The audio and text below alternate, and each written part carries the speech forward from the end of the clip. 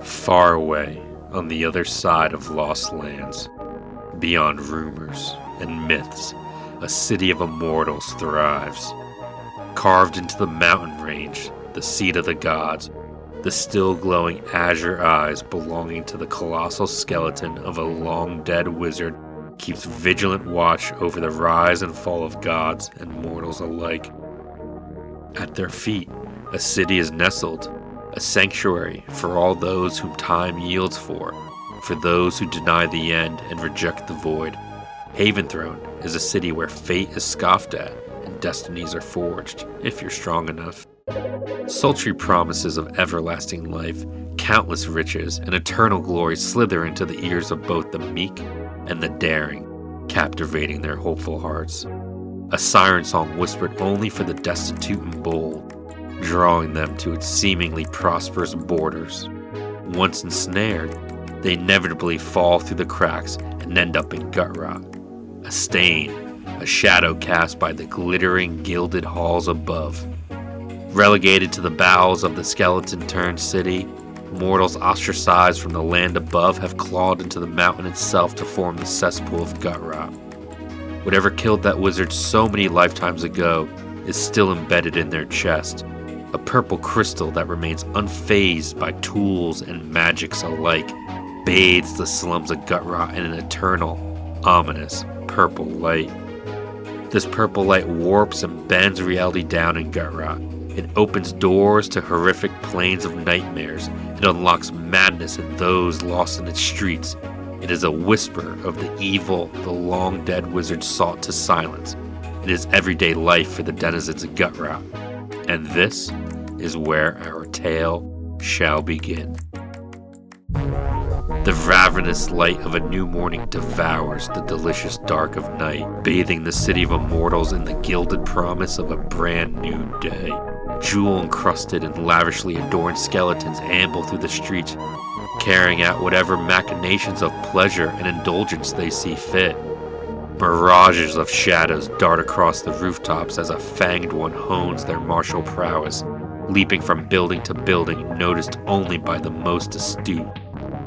Displaced denizens of a different dimension greet the new day with a sensual penchant for ambition, and amass their power with a wild elegance.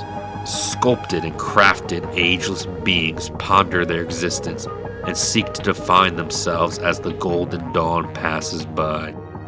A hive mind of absorbed souls and spirits perceives all and waits.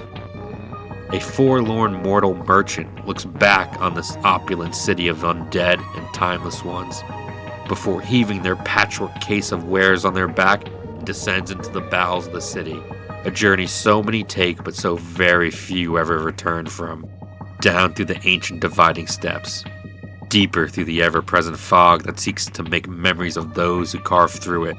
The blight of Haventhrone rumbles, assaulted by an eerie purple-tinged light that promises nothing but decay, alerts all the fools that they have been caught in the snare of the undercity of Gutrot. Roy. Yeah. The pungent mix of mildew, urine, and ozone waft into your nose as the worn bench provides a little comfort as you wait for the ruby line to approach. Today you hope the arcane subway is on time, but as usual, it's a 1/20 chance. And I'm going to need you to roll me a d20. Well, here we go. A 4. Okay. It seems fate is not on your side today. You're sitting on this bench. You're alone. It's in this dreary underground subway station. But you see the rail lines glow and hum and crackle with a purple magic energy. And moments later, a creaking mass of metal and magic hovers into view. Doors open. Echoes in the small underground chamber as a circular door Bing bong. in the small underground chamber as a circular door spirals open. You see a silver contraption before you that's a mix of artificer and artisanal magic sculpted together, and this big circular door opens up before you. What do you do? Oh, this is just everyday shit. I get on. All right. You climb onto this train car, and the circular door spirals closed behind you. Doors closing. Echoes on in the hallway. Mind the gap. And you find your seat, and I'm going to need you to roll me a perception check. Can do. Hey, that's also bad. 11. You see that no one else is in this train car as it starts to pick up momentum and speed and starts going through this carved out tunnel in the ground. That fully worked. Very good. Now, that's probably nice. I probably appreciate the fact that there's no other people whoever's peeing in the subway, they're not with me right now. And Excellent. That's Yeah, great. you see various. That sounds like an above train. Well, you guys are very aware of the subway cats that live in the subway that happen to howl as the trains go by. You notice various forms of graffiti covering ads and stuff like that. Like this whole train's been marked up. There's faded red leather seats that have seen better days. They almost look like sun bleached, but there's no sun down here whatsoever. And as you're sitting there, I want you to describe to the audience, Roy. What time of day is it? Just as a counterpoint. Morning? It's about 9 a.m. in the morning. All right, so one of the few positive things about Roy is that he's a morning person. Not because of any sort of like high morality, but because he's old, and older people just tend to be morning people. So what you see is kind of a rundown, middle-aged, skinny guy. Big floppy brim hat that he's probably pulled low enough over his face. And he's wearing the ugliest scarf. Just a green and yellow and purple houndstooth patterned scarf. Other than that, it's just a beat-up leather coat. And he just looks permanently tired. Excellent. Okay. And as you sit there, we will fade away to someone else. Gordy, you're making your way down the familiar steps of the Azark Street stop. The purple, dim light of Gutrot fades away and is replaced by these lanterns that light up this hallway as you descend these steps. As you make your way down this hallway, preventing your entrance to the Ruby Line is a gate with a turnstile next to it. In a windowed booth next to that, you see a very large owlin sitting there. They have torn up feathers. They're wearing like a little blue uniform. They have a little cap with a leather brim on it that's off to the side.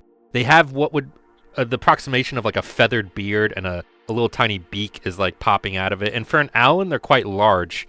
And they have one hand propping up their head and the other's just resting on the desk, and the light above them's flickering. And from what you can tell, their eyes are closed and they seem to be in a state of slumber. And next to them is a sign that says "Fares Here." What do you do? Excuse me, you wouldn't happen to know who I could get a ticket from? The owlin twists his head around, almost like a 360, the way owls can, and looks startled, his eyes bright up, and he has these milky, bluish eyes. He's sleepy. He's a sleepy boy. And he looks up at you, the light flickers again, and he comes into view, and he goes, "Oh, that'd be 5 silver, please." I have rummaged in my pockets for 5 silver that I definitely have. Excellent. The 5 silver's deposited.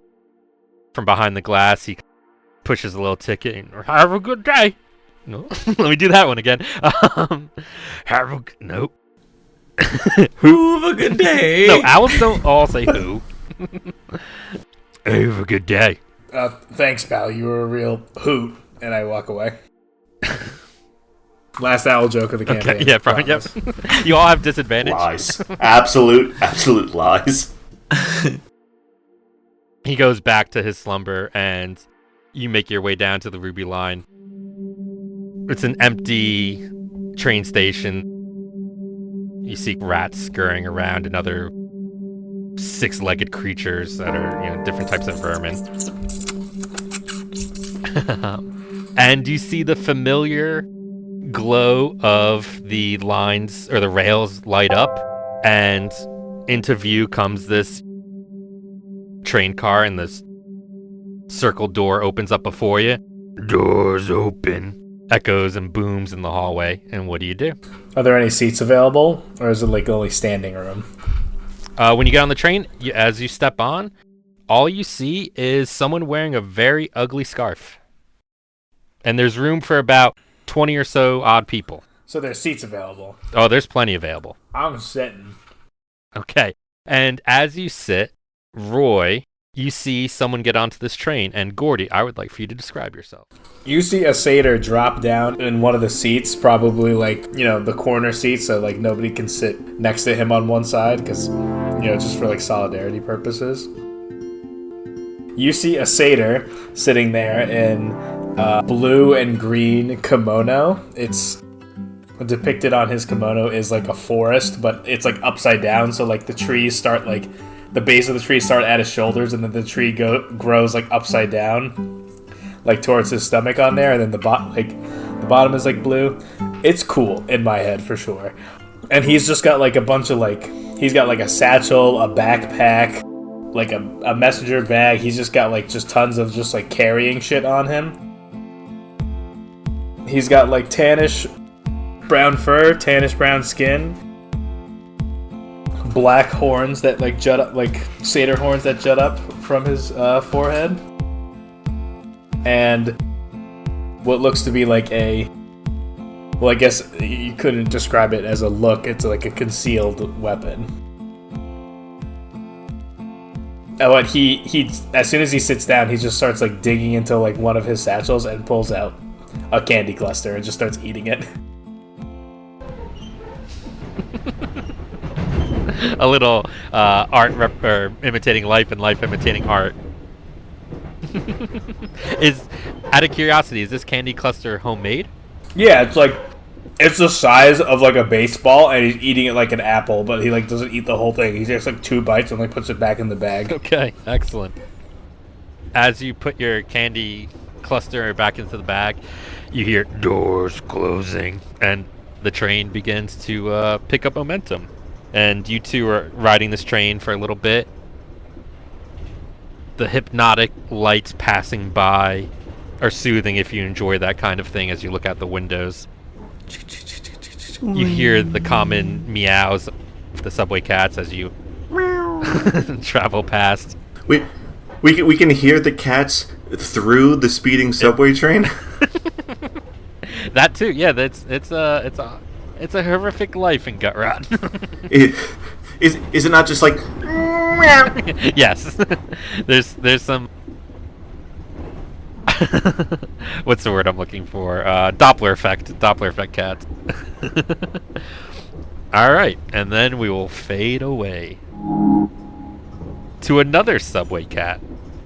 Specifically, you, Tethar, and Tethar, you are running late. As you make your way down the subway steps, you are greeted with a familiar turnstile and a gate there, and someone behind the glass is like large ogre-looking creature, matching uniform to the Alan from before, a little button down.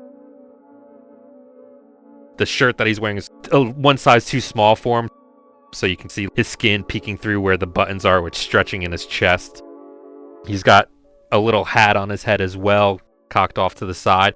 And in front of him, you see a line of about 10 people, and they are all looking perturbed. Their arms are crossed, their feet are stamping. There's someone in front, hunched over, very old turtle, painstakingly slow, doling out the money for the fare. You happen to see the familiar glow of the rail lines lighting up.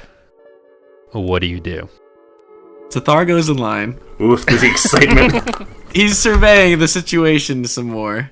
The light in the tunnel is getting brighter, and then the turtle in front of you is going as he's carefully piecing out his money. As I see the train getting closer, I just go, enough of this. You see a 6 foot tall, but like cloaked like figure, but the hood is down. And you see like this purple furred tabaxi, like a cat person. Dark purple fur with like even like darker blue spots. I kind of just like put the hood over my head a little bit, and I get out of line, and then I just sprint up, and I jump, and I put my top paw of my hand on the slow turtle's head, and I flip over, and I try and jump and just fucking run to the train as it's like approaching. Roll me. Turnstile jumping. Excellent. Roll me an acrobatics check. Nat 20. You know in Tenchu when you see the skeleton of the target whose like bones they snap? Yeah. I do that to the turtle in line. Niche. I'm glad we're not interested in the experiences of the audience. Okay, I roll a 20 jumping. Luke, what do I do cool? You know in Tenchu, when you see when you see the X-ray thing, as you put your hand on the top of this turtle, you press, and with, I don't know if you studied like massage or physical therapy. You compress his spine and he dies. On the side. No. Yeah, it was real cash. I read a lot of books, so like it was just not the side thing I read. You compress it in such a way that turtle is going to have a very good day today. He doesn't even notice the jumping. The ogre's too focused on the owl counting his money. You're just a blur in the line in the eyes of all these people. And yeah, that turtle will go on to have a very happy and peaceful long life because of this. And you hop the turnstile, and as you do, the train rolls up. This silver beast, basically, a circular door opens again, spirals open, doors open, reverberates into the hallway. And what do you do? I just walk on in like casually. Super cool. Super cool. I make sure to be super cool about it. The hood's like just kind of on still. I just like walk in like normal. Okay. Which is kind of like super cool because like how much I don't even care if I walk in. Like whatever, man. Is this the train that we're on now? Yes, this is the train that you're on now. It's a 1-car train. How many people are on the train since coming to this next stop? It was stop number 1, conveniently stop number 2, and now with Tethar, you're the only 3 members on this train. And Tethar, so I walk in and see them, I guess? you will see, yes, you see a man with a very ugly scarf and a satyr with a blue and green kimono that he thinks is really cool. You can tell this. I nod, and then I just take a seat. I grab like one of those pole seats, and I do my dance. No, I just sit. I mean, if you want to busk, you can busk. Well, I was just going to say, that's why I was asking how many people are on the train. Well, this isn't my usual MO, but I'll fucking go for it. Hey, guys, I'm just trying to do something positive. I don't need any tips, but tips are welcome. And then and then you see me pull out a scroll from my bag, and I just unfurl it, and my magic ethereal like cooktop comes up, and all right, just gonna put on a show. Just again, just trying to be really positive. No, tips are welcome, but you don't have to do them. And I just start. This is Roy's nightmare, as is the nightmare of all people who ride the subway. All right, so I start instantly doing like it's the first 4 minutes before the hibachi chef puts the food on the flat top. I'm just like, I take out like knives and and spatulas, and I'm like spinning them in my fingers, and I'm like juggling them, and like I do the egg trick. My tummy growls, and I mage hand over a gold coin. Oh, fancy. Thank you kindly. While you're doing the egg trick, can you roll me a performance check? You got it. With advantage, because we all know subways are the best places to perform. It's a captured audience. That is how Roy is feeling. He's feeling very captive. Okay, so with my advantage, that is a 16 plus 8, 24. God damn. This might be one of the best egg tricks you've ever done for 2 people in your life. Ooh, do I catch one in my mouth? Because I am hungry. I gave you a gold, so like, I expect a little bit of Yeah, I cook up a shrimp, and then on my Ooh. on this magic flat top, and then I just throw you one, and I eye you, and I go hup, and What if I mage hand catch it, bring it into my mouth? Oh, that's cheating.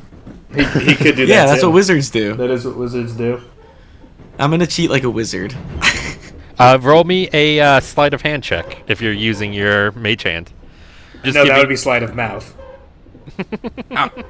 Nice. I got a 1. Holy shit. It hits you in the eyeball. You have pink eye now. As the shrimp is flying, the momentum of the train simultaneously slowing down, and you hear doors open. The circular doors open, and you see a lumbering tiefling with very deep red skin, 2 large curled horns, kind of have to duck in to get into the train itself, and the shrimp it hits him right in the face. And he just kind of what the fuck? Roy slides further down the car. Oops, sorry, boss. It was just a performance. Just trying to do something positive and get the people going. I didn't really mean to hit you in the face with a shrimp. Don't have a tempura over it. This hulking tiefling, doors closing, walks over to you, Gordy, and he sees you in the middle performing and stuff like that. And the shrimp is still stuck to his head, and he leans down. He's looking into you. You see these piercing purple eyes just gaze into yours, and his lips are kind of snarled a little bit, and then he takes the shrimp off his face with this large, paw of a hand and eats it and gives you a nod, all right, keep going.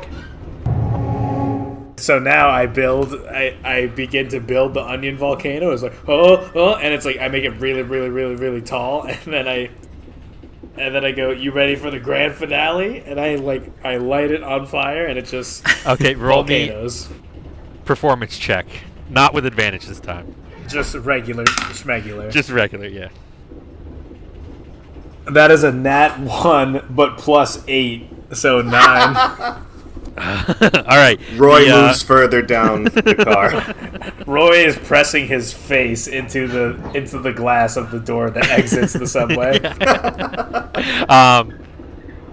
The tiefling with these gazing eyes looks down into yours, puts his hand over you, and is braces himself and just shakes his head and goes, "Not your best work," and then goes and takes a seat, kind of in the train by himself somewhere. And so the train picks up momentum as it does and continues traveling down. And you guys are enjoying your ride there unless you want to keep performing. And so a few people get on and off. The tiefling eventually gets up, gets off. Another station, you see a bugbear comes on. He's kind of a little drunk and is swaying a little bit. It looks to be like he's wearing a ripped up tablecloth. After him is a triton with this air of royalty and regality to him. He gets on the train. Then after that, you see a lean-in with black fur and this ugly, just awful cat creature, sitting on his shoulder. And he's smoking a cigarette and he takes a seat. And these people eventually get up and leave the train. Wow.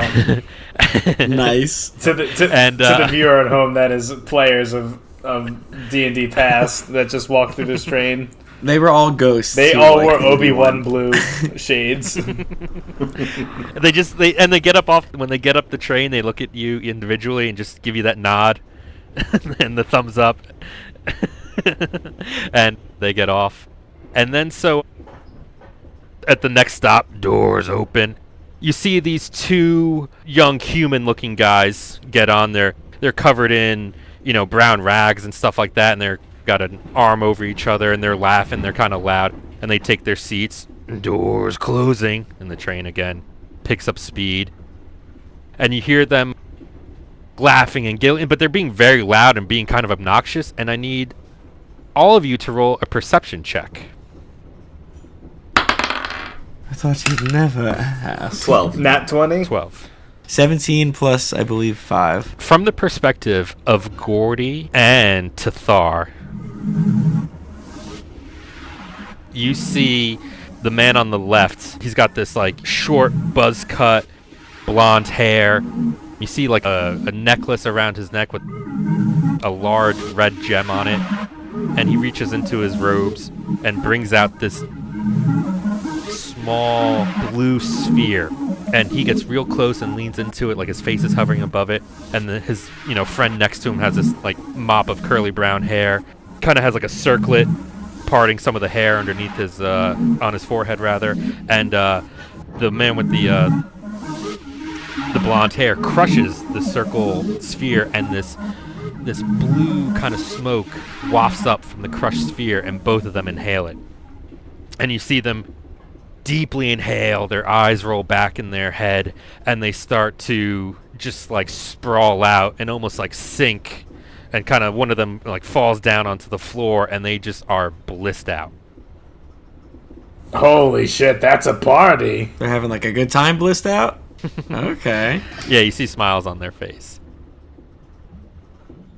You get to the next stop. Doors open. No one gets on. In the meantime, you see the two, they almost like fall on top of each other, still blissed out. Doors closing. Train again picks up momentum. You're on this ride for a little while. You're going to a deep part of Gutrot today. And I need you all to roll me another perception check. 18. Tethar, what did you get? 7. And 17 plus 2, 19. okay, from the perspective of Roy and Gordy,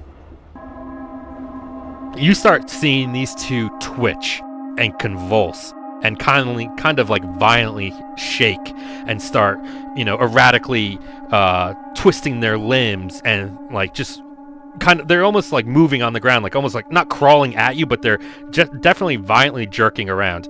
You start to see foam come out of their orifice, from their eyes, from their ears. I'll run over and I'll use Healing Word.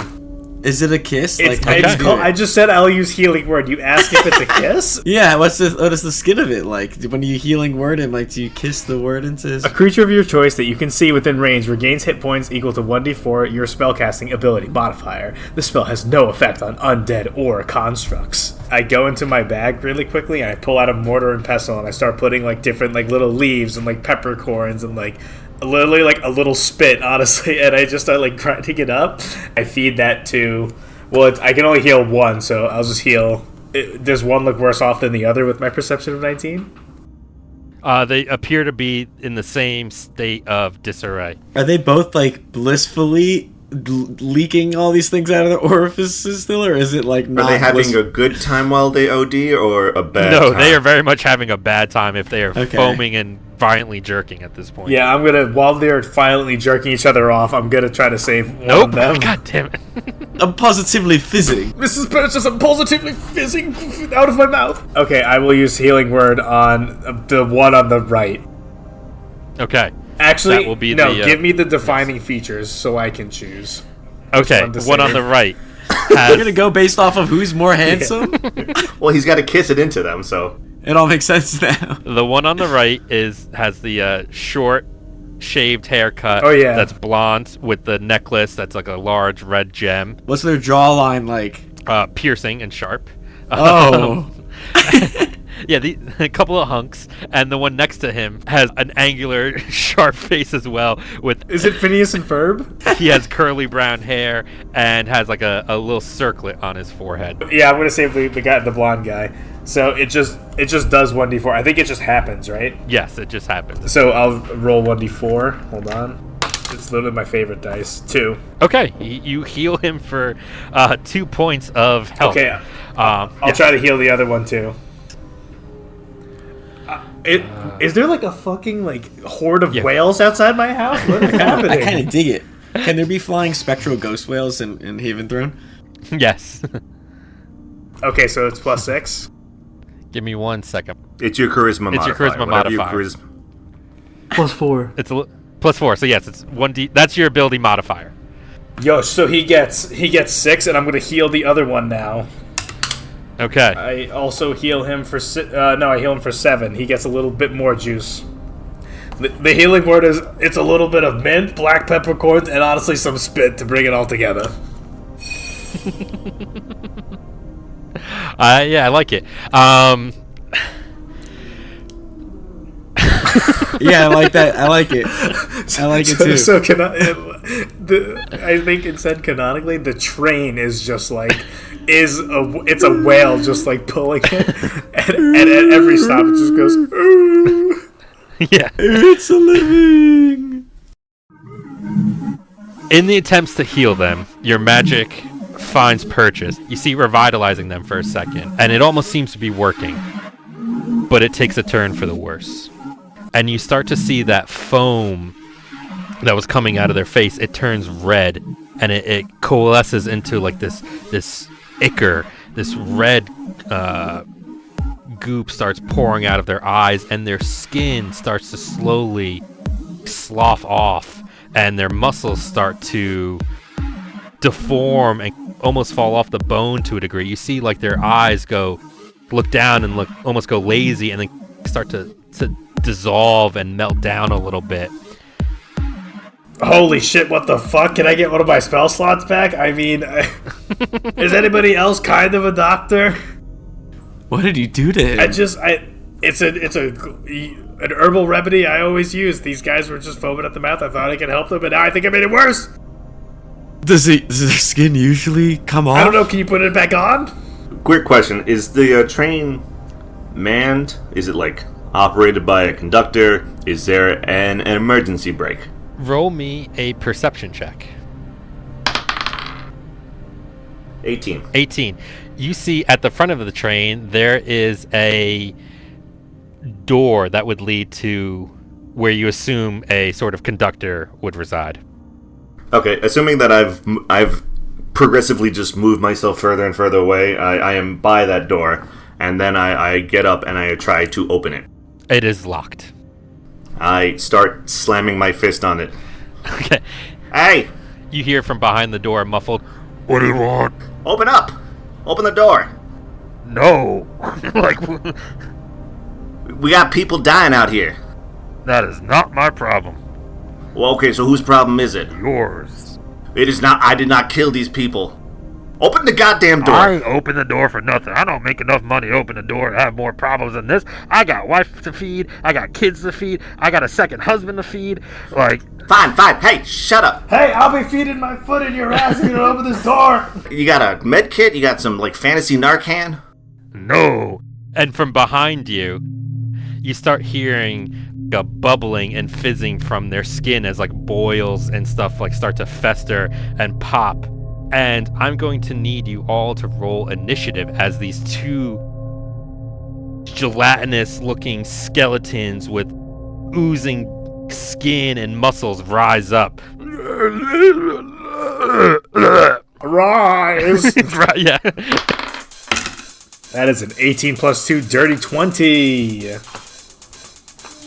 Okay. Just 18 for me. 8. 8 for Whee! Tethar. And you said 18, Roy? 18 and a dirty 20 for Gordy? Yes. Gordy, what is your dexterity modifier? It is a plus 2. Okay, thank you. Gordy, I need you to tell me, were you right next to them when you were feeding them this, or were you magically... No, I was feeding. I was like hand feeding them. Okay, you were hand feeding them. But I think Okay, at least so when they started like bubbling, I would like just step back. I'm pretty close to them for sure, though. Okay, let's say, to set the stage, you're about 5 feet away from them, and the interior of this train car, while it's moving, is just your simple rectangle with seats on others, like every other side, just facing each other, and it has like those poles in the center. So you see these two contorting bodies, these former friends now covered in this red ichor. What do you do? And where are they positioned? They're like... They are in the, let's say, the center of the train. You are 5 feet away from them. At the front of the train is Roy and Tethar. Where would you be in this scenario? I feel like I'm in the middle left, like near like that one pole and like one of the seats, and then so they're like to the left of me, right? Yeah, we'll say about 10. How close to? And then Roy is to the right, is how I pictured it, because he said he went to the door. Yeah. Are they close to a door? There would be doors in the front and in the back on the sides of the train. So they're currently. Because like, did they like come on and then just like die? They came on, walked, and took a seat. Okay, I'm gonna use Vicious Mockery on one as a Okay. cantrip. So you unleash a string of insults laced with subtle enchantment at a creature you can see within range.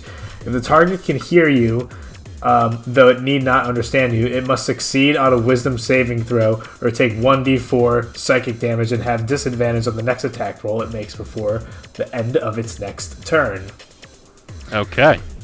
I like the idea of like you making an insult and like they don't understand the language, but they still like they're like, ow, your insult still hurts me. I get it. It's the intent. So I will, I'll dig into my bag and I'll pull out just like this old, like rotted black, like bulb of garlic, and I just pop the entire thing into my mouth. It's just like skins and all, and I just start chewing it.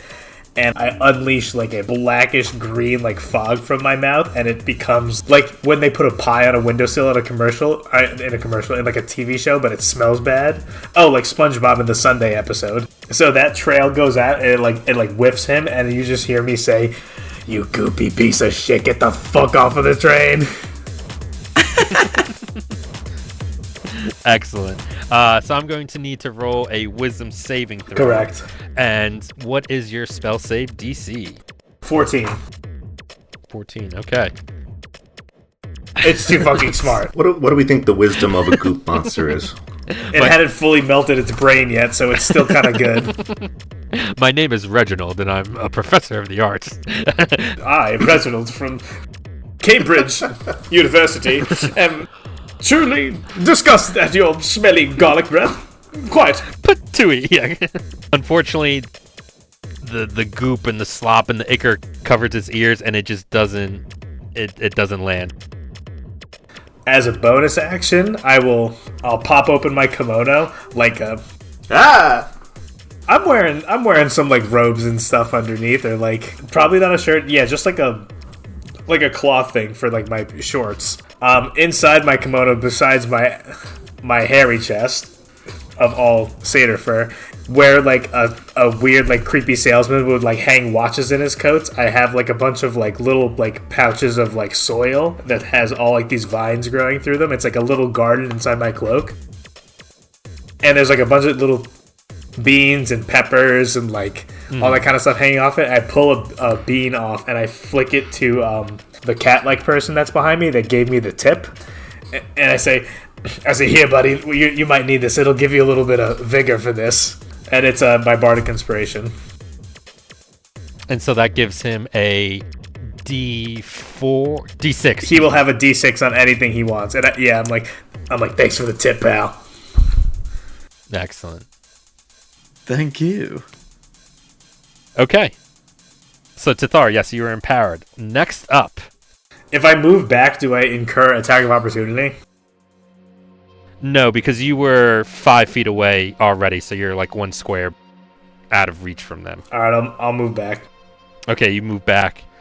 The thing swipes at you regardless, but like you were nowhere near it. I can't believe you've done this.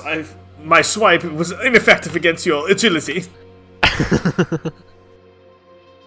The one with the red gem necklace, the one that's closest to you. We can still see their outfits? So you can see the circlet and the red gem, because that's going to be the two distinct things, so we can keep track of them. Just gently sitting on top of these blobs. Yes. His head seems to like just, fall with the weight of gravity and looks down, and he and dribbles this like glob of red ichor and like creates like this like ball of it, and then proceeds to try and launch it at you, Gordy. Ooh. Shitball attack. And with a very potent, powerful roll of 4, Wow. this globule of like red ichor flies and lands past your head and hits the wall with a satisfying and it misses. Can I smell it from here? Yeah, is it pleasant? Does it smell like strawberries? If you go a little closer, you can smell it. I'll stay here for now. Okay. Next up is Roy. God damn it. Still not the worst thing that's happened to me on the subway. Still. Still, yeah. I think Roy goes from, like, pounding on the door to kicking the door. Okay. God damn it. Let me in at the very least. Buddy, I don't know if you're thick in the head or slow in the heart. I ain't letting you in. And in fact, I'm gonna go slower now, so you're gonna get to your destination a little bit later. I don't think that actually makes it worse for...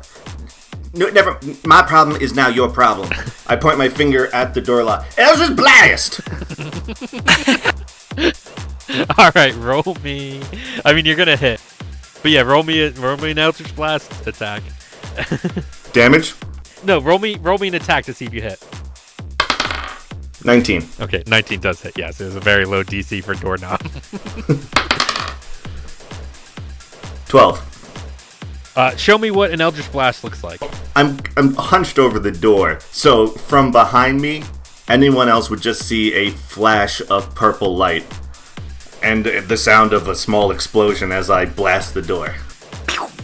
Okay. Bigger than that. Yeah, alright. The doorknob is melted from the your Eldritch Blast. Falls down and clanks on the floor. That allows me to open the door? Yes. Alright. Yeah, I throw the door open. And essentially I just like, ta-da!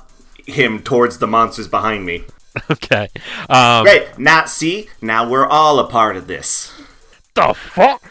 And you see a very large orc. And looking over his shoulder, you're met with this dark greened creature with like large tusks coming out of his mouth. He has an eye patch and a very thick black goatee that's very nicely trimmed and angled, with a sharp mustache to match it, and with these like angular eyebrows as well.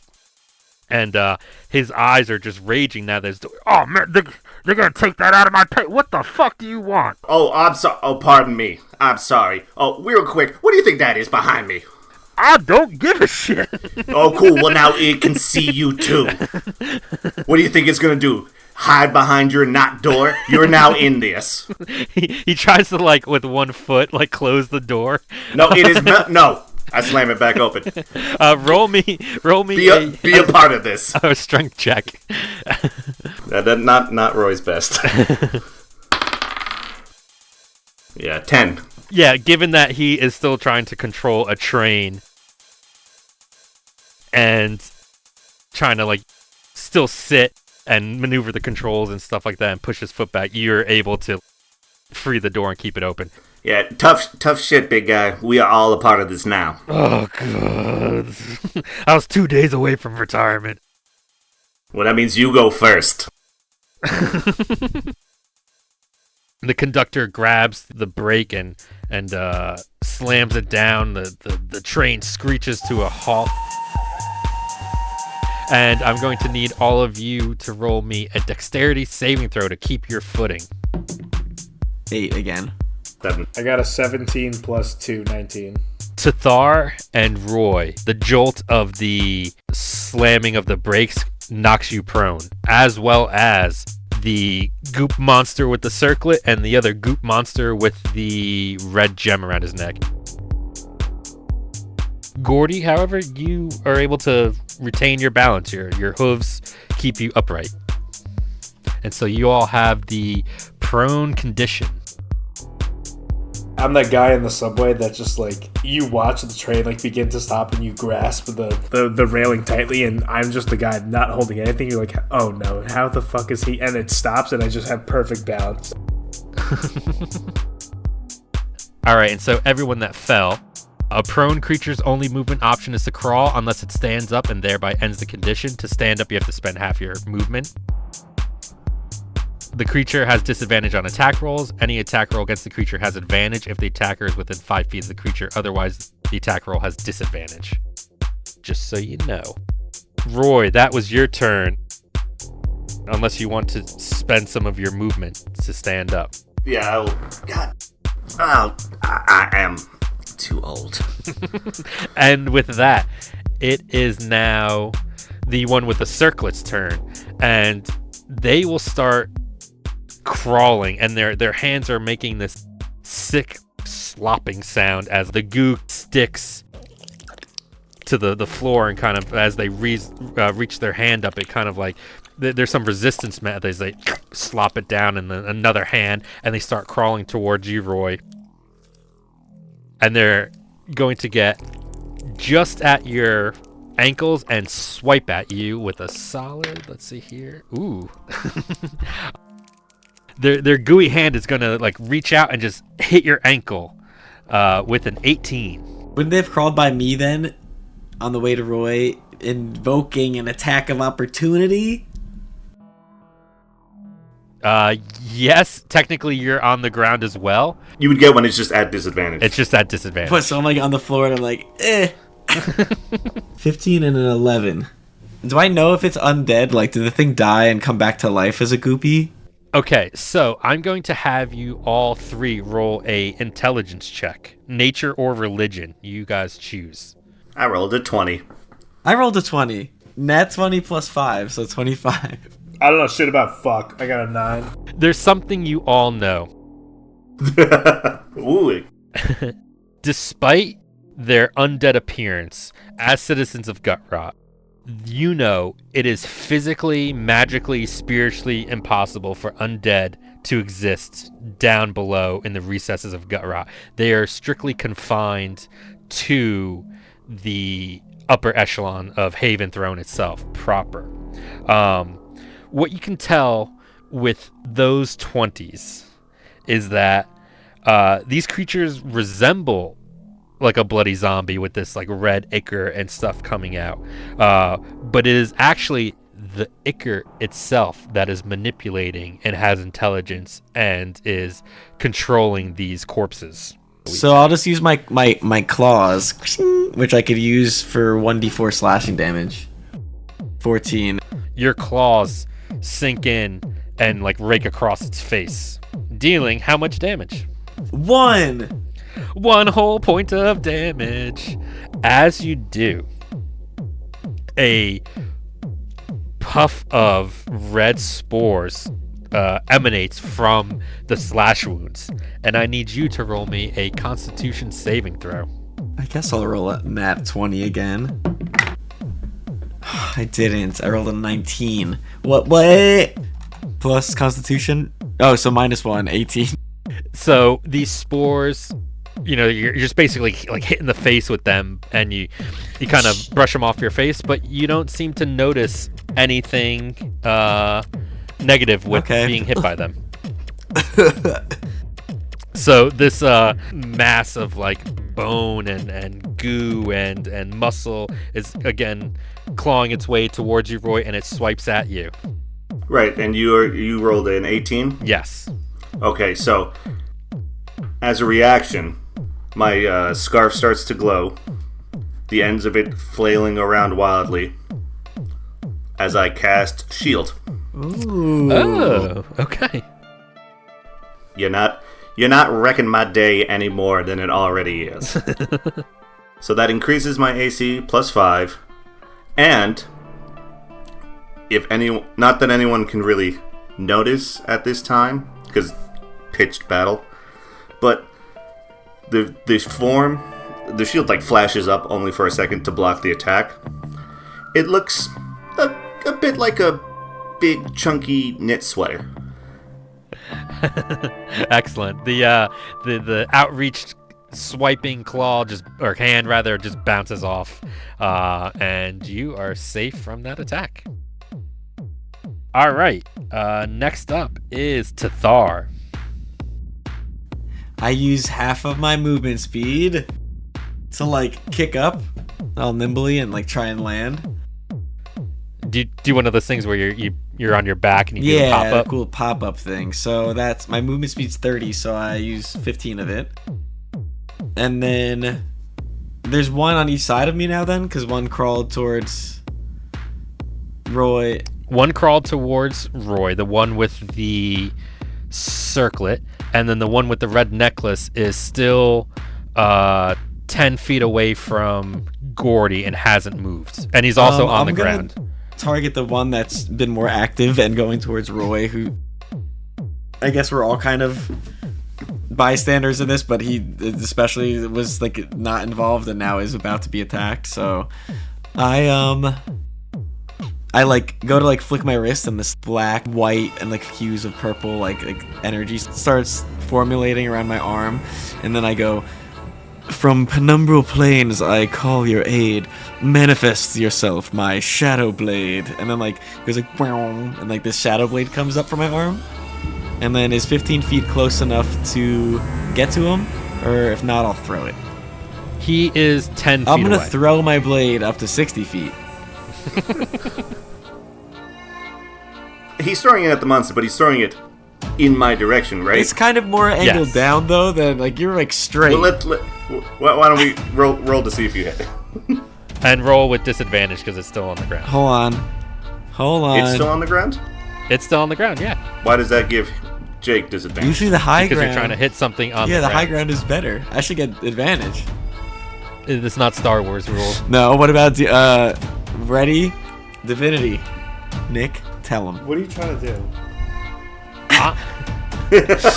They're trying to get not disadvantage on an attack roll that has disadvantage. The high ground is a powerful position. Also, is it dim lit? What is the light situation? At this point, yes, it is dim lit because it's... Alright, so then I roll it normal because I get advantage. Up yours, Luke! Look, I'm just asking so I could play my spells right. I know, and I'm telling you that is dim lit. So roll normally then. Yeah. 15 plus what, dex for throwing or? Yeah, roll me with dexterity. Okay, so I get an 18 then. 18. Okay, so you launch this shadow blade and it hits it like square in the back. Roll me 2d8. I got a 7 and a 6. Hell's blazes, could you not throw things right now? Look. I just point to the sword. I'm like, you're fine. I cannot even imagine what makes you think that I am fine. And as the blade connects with the back, a plume of these spores is shot out. And I'm going to have you, Roy, roll me a Constitution saving throw, and as well, you don't know his name yet, the conductor. God, I hate you all. Woo, 17. Nice. Okay, 17. All right, these the plume of spores hit you in the face, and you have no ill effect towards it. Nice. With the 13 damage, can we tell if that thing's like dead or badly injured? Roll me a perception check. Nat 20 again? 25. What? All right, This is you. crazy.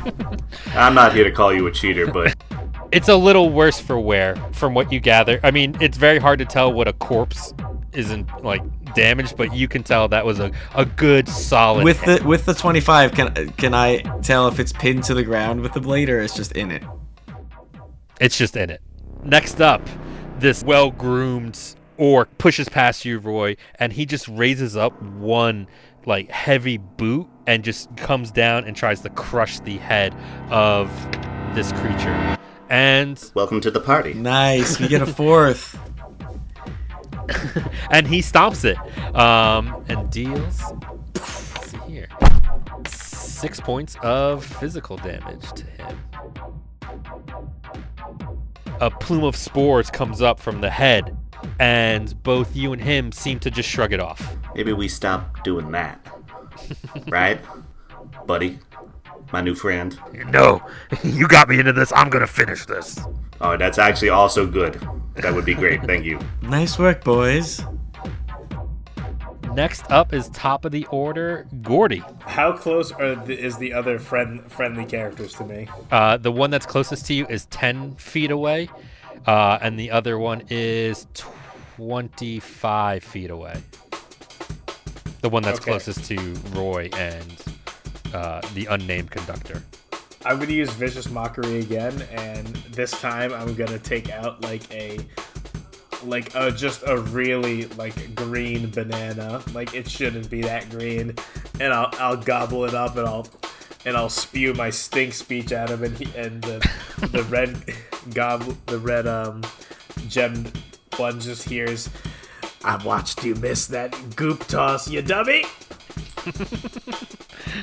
All right, your stink speech hurls at him, and it connects.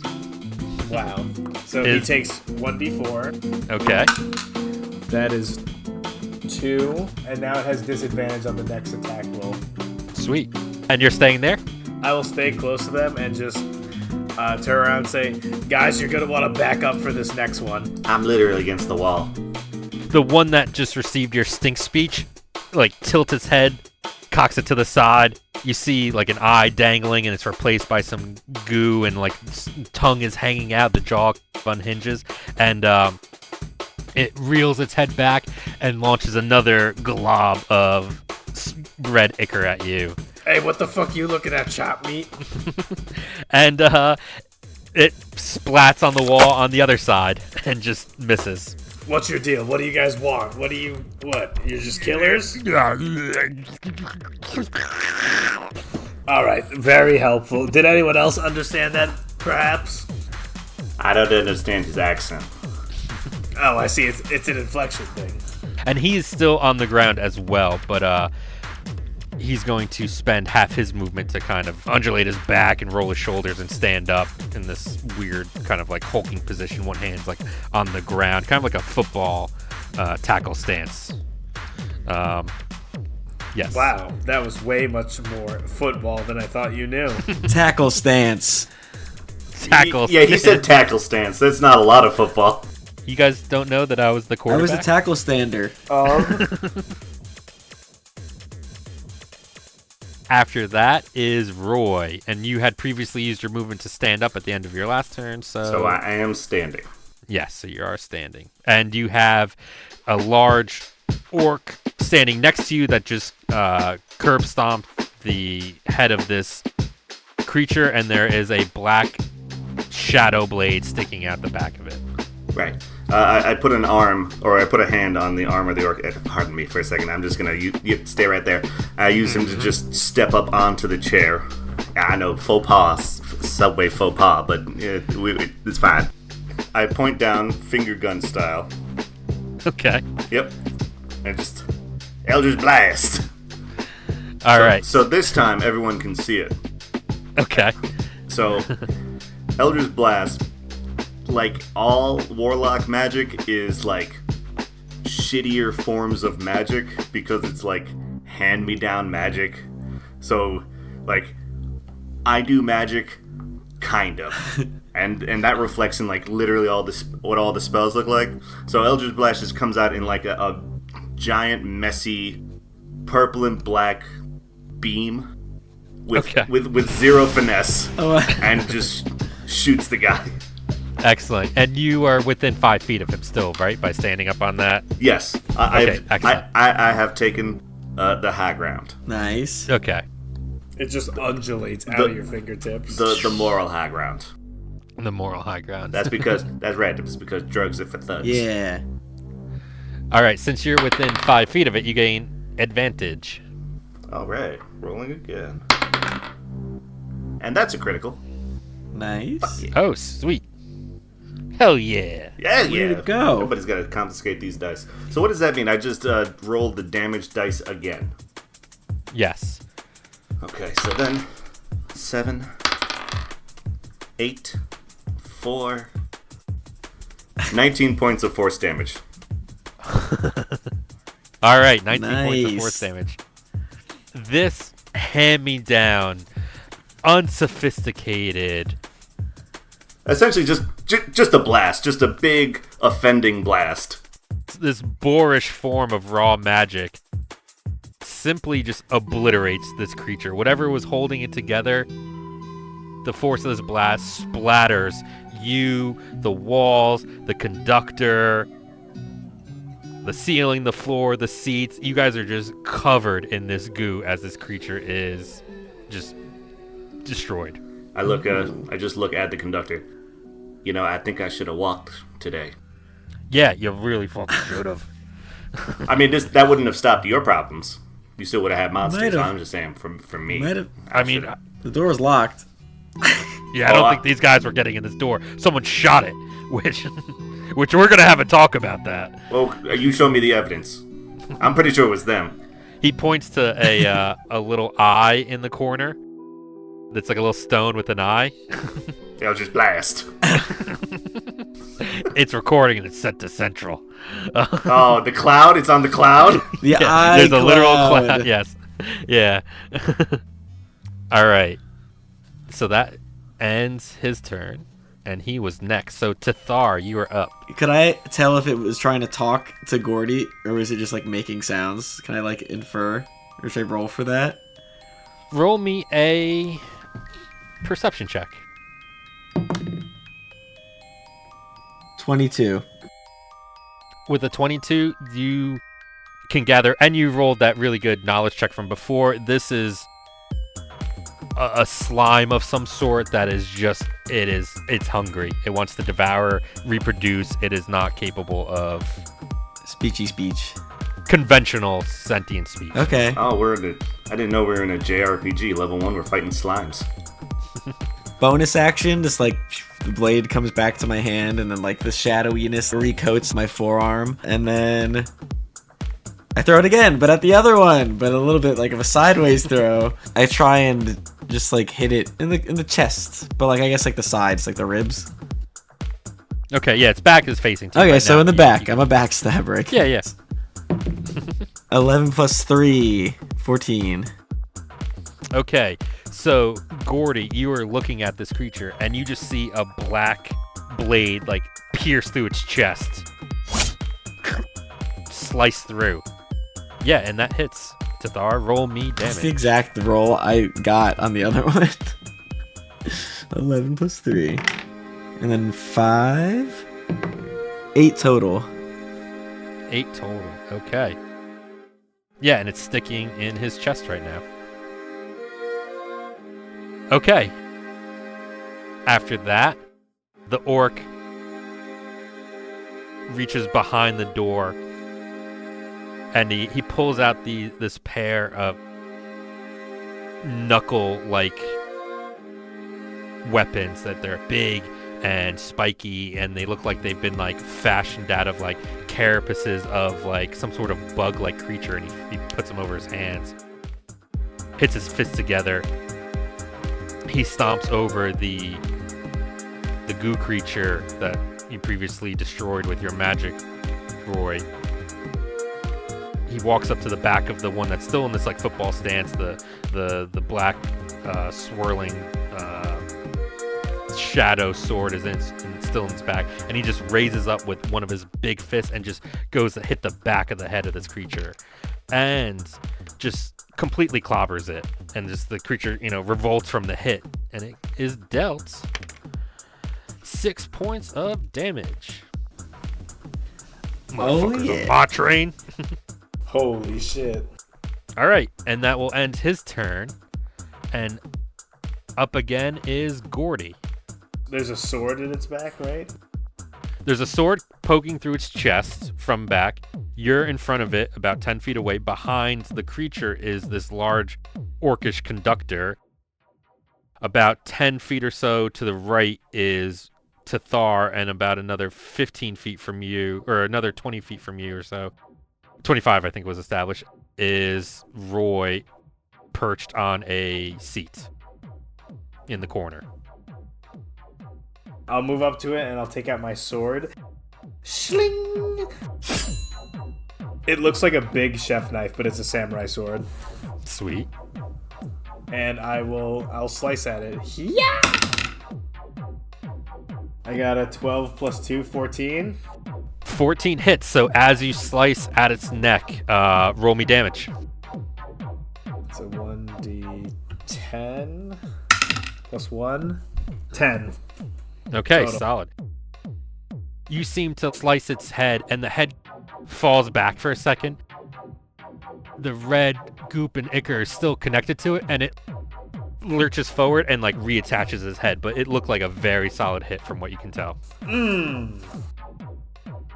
Some might say that was a spicy meatball. I want to see those meatballs roll, baby. All right. Next up is Roy. So everyone's essentially crowded around the goo monster, right? Oh, sorry. Real quick. As you're seeing that, from the neck, Gordy, you are just assaulted by these spores, and I need you to roll me a Constitution saving throw. 12. Okay. You cough for a second, but you feel no adverse effects from this. That's good for Gordy. That is good for Gordy, and what's good for Gordy is good for the Gordys. You are up, Roy. Right, so now that everyone's busy, Roy hops off the chair and slips in. Well, not walks. He just walks into the conductor's room. Mm-hmm. And I wished.